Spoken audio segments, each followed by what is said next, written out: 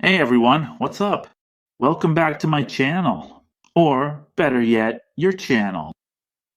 Today, I'm going to talk to you about the cylinder location and firing order of a Honda Accord 2.4 liters from the years 2003 to 2012.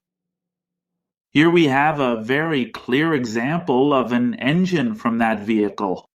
The first thing we need to do to figure out the cylinder location and firing order is stand in front of the car, open the hood, and look at the front of the engine.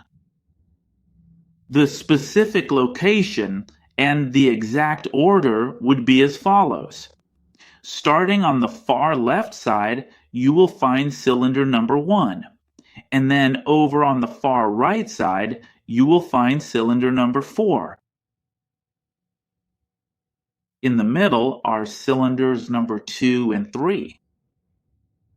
The firing order would be as follows. First, cylinder number 1 fires, which is on the left side, that is, on the passenger side. Next, cylinder number 3 fires.